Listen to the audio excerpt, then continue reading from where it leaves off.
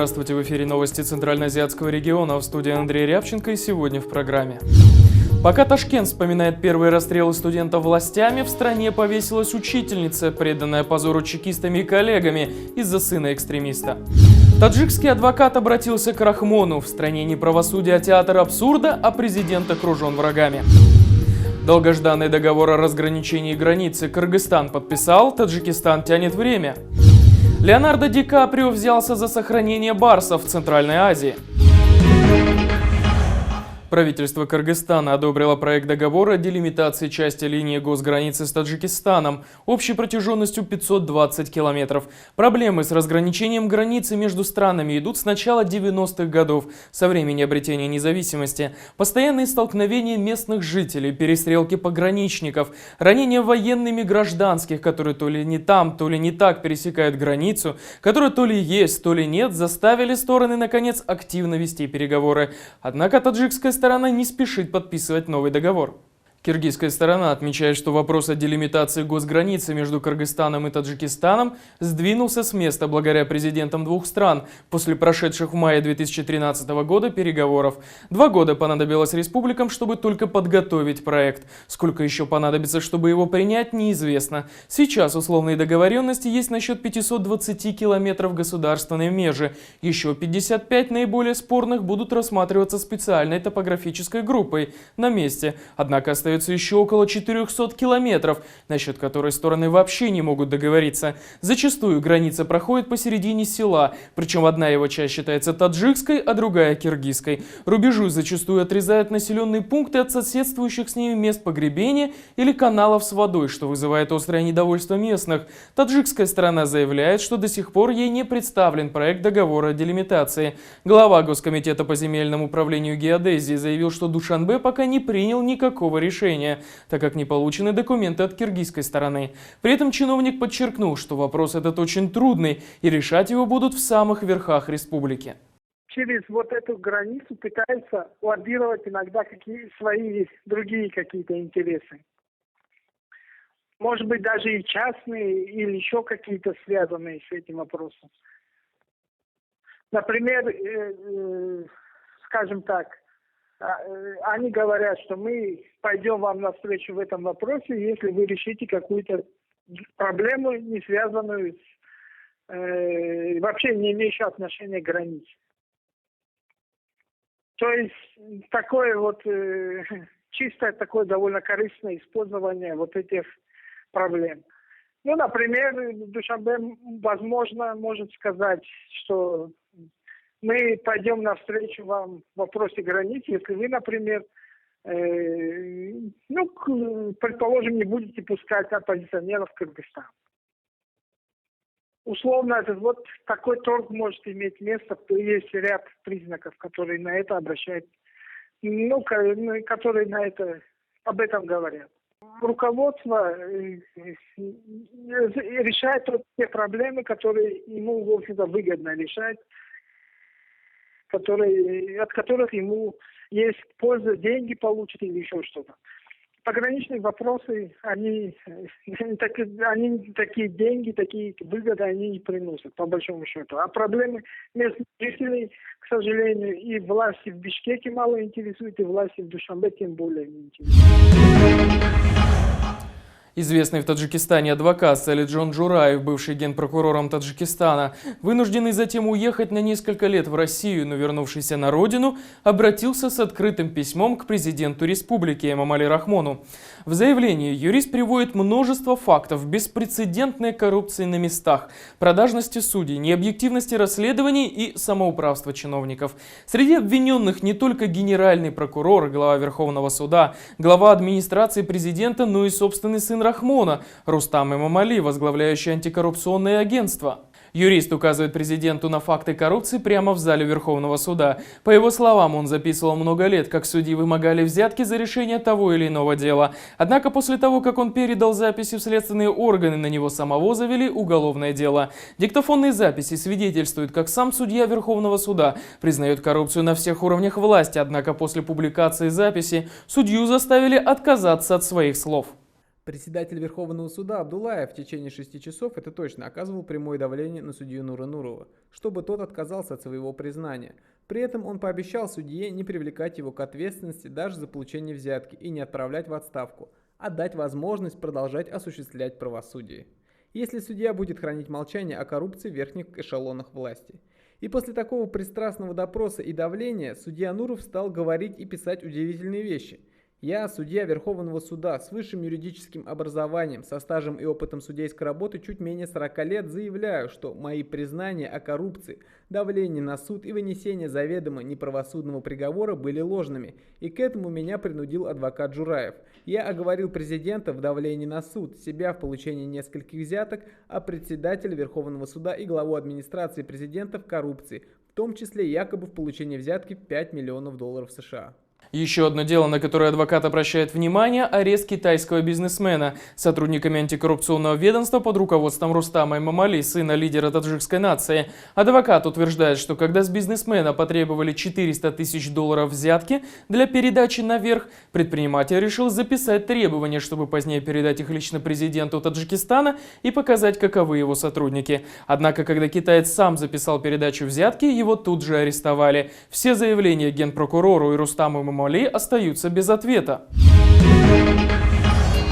А далее коротко о других событиях Центральноазиатского региона. На фоне новостей о снятии санкций с Ирана курс доллара в Казахстане превысил 372 тенге на фондовой бирже. В обменных пунктах доллар торгуется на уровне 375-380 тенге за доллар. Российский спецназ задержал сбежавшего из московского СИЗО гражданина Таджикистана Маруфа Адинаева. Напомним, обвиненный в наркоторговле взял паспорт сокамерника, который должен был освободиться в тот день, и вышел по нему. Бегство вскрылось только спустя 7 часов.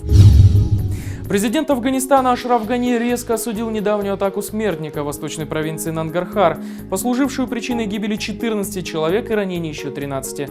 В заявлении он отметил, что лица, совершающие подобные преступления против афганского народа, никогда не будут допущены к мирному диалогу, и по всей стране в их отношении будут приняты жесткие репрессивные меры. Посольство Италии в афганской столице подверглось ракетному обстрелу. В результате разрыва снарядов получили ранения по меньшей мере 2 охранника, а само здание загорелось. 333 тысячам таджикистанцев запрещен въезд в Россию. Они попали в черный список ФМС за различные миграционные нарушения. Пассажирам национальной авиакомпании Узбекистана запретили проводить на борту самолетов фото и видеосъемку. Запрет никак не аргументирован. В школах Туркменистана в очередной раз потребовали обновить портреты президента. Они должны быть в каждой классной комнате, и учителя обязаны каждый январь приобретать за свой счет обновленный портрет. При этом учителя обязаны покупать их только у чиновников, которые продают их значительно дороже, чем на рынке, зарабатывая таким образом на педагогах. В Алмате полиция начала проверку из-за выложенной в сеть записи драки на дороге. Автомобиль, за рулем которого находилась женщина, подрезал другую машину. Ее водитель вышел не только из машины, но и из себя и полез в рукопашную. В казахстанском сегменте интернета большой резонанс вызвало видео, на котором мужчина сидит за столом с детьми и наливает им в рюмки, предположительно, водку. Сначала он наливает девочке постарше, затем дочь помладше тоже просит отца налить ей. Отца это веселит, при этом он называет дочерей алкашами. Полиция начала поиски папаши и его семьи.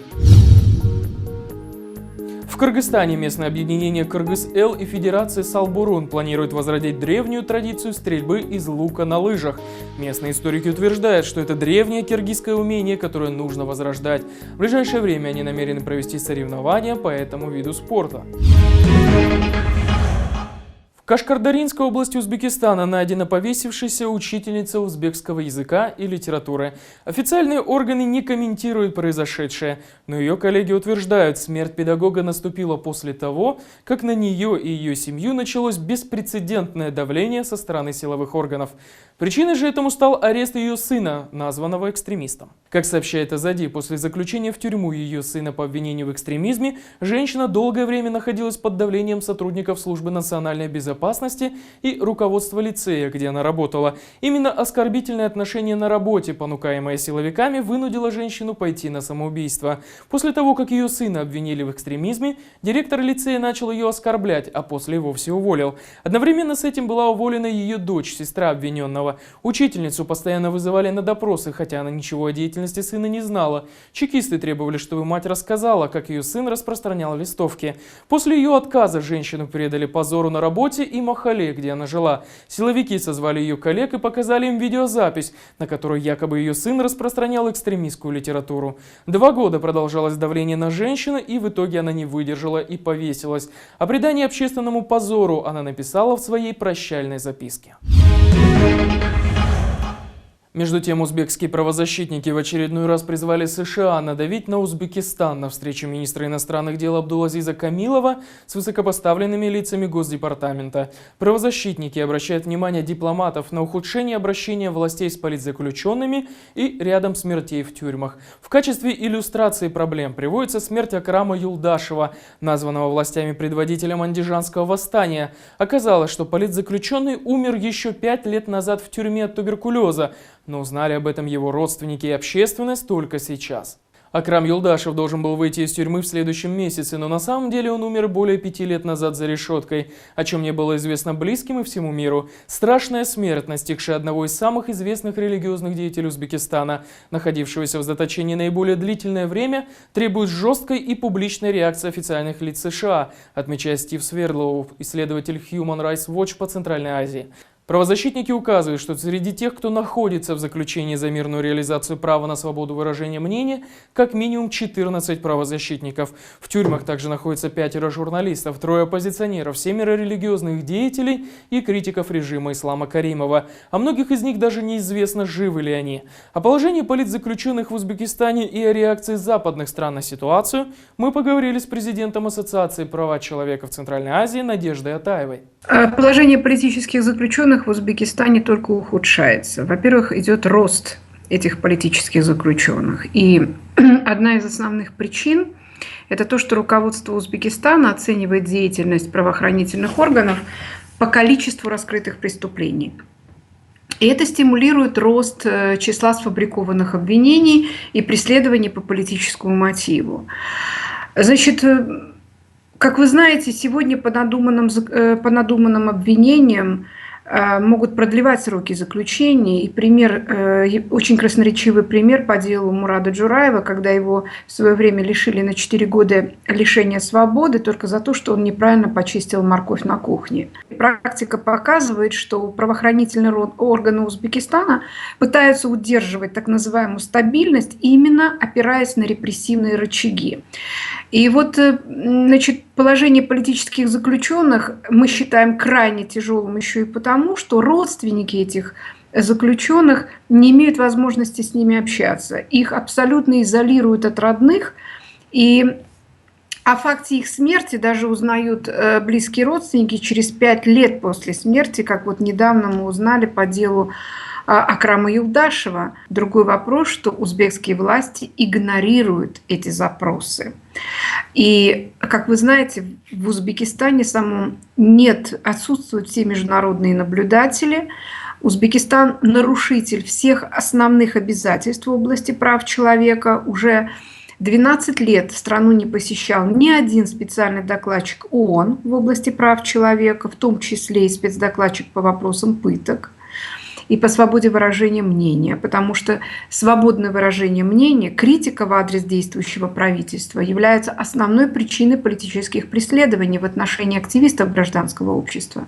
И все эти факты известны, и они принимаются во внимание, и поэтому в этой связи на сессиях Совета ООН по правам человека неоднократно в повестке дня стоит Узбекистан.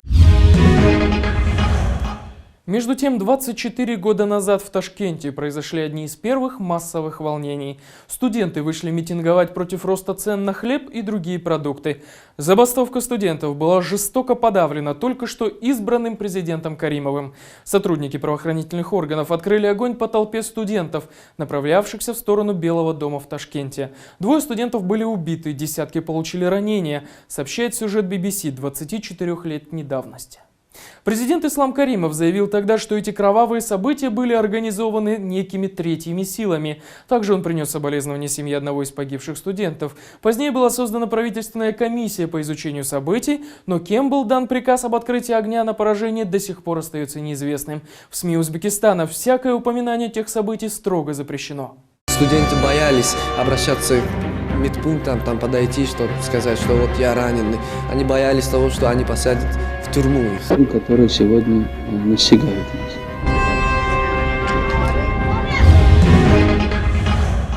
Леонардо Ди Каприо, известный американский киноактер, начал проект по сохранению популяции снежных барсов в 12 странах Центральной Азии. Программа «20 к 2020» призвана увеличить общую популяцию краснокнижных животных хотя бы на 20 особей к 2020 году.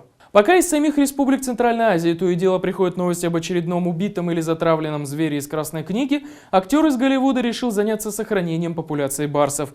Его проект охватывает колоссальную территорию в 2 миллиона квадратных километров, которые принадлежат 12 странам, в том числе Кыргызстану, Таджикистану, Казахстану, Афганистану и Непалу. Во всех этих странах элбирсы находятся под охраной государства. Тем не менее, их число стремительно снижается. Проект Леонардо Ди Каприо рассчитан на 10 лет и предусматривает увеличение общей численности барсов хотя бы на 20 особей к 2020 году. По мнению актера, барсы важны не только как редкий вид, но и как неотъемлемая часть культуры коренных народов региона. О положении снежных барсов в регионе и о том, насколько эффективен проект Ди Каприо по защите барсов, в интервью координатора проекта Илбирс.Инфо Влада Ушакова. Проект нужный, своевременный и очень актуальный на сегодняшний день. Но, к сожалению, его исполнение желают мечтать лучшего, потому что одной рукой мы пишем, что мы всячески поддерживаем сохранность и какие-то экологические нормы в отношении снежного барса, говорим о увеличении его популяции, а другой рукой подписываем разрешение на охоту на баранов Марко Поло, архаров. То есть, причем, я, насколько знаю, эта квота в нынешнем году даже увеличена. То есть идет сокращение кормовой базы. Школьнику понятно, что чем больше корма, то есть снежный барс не питается травкой, не грызет камни.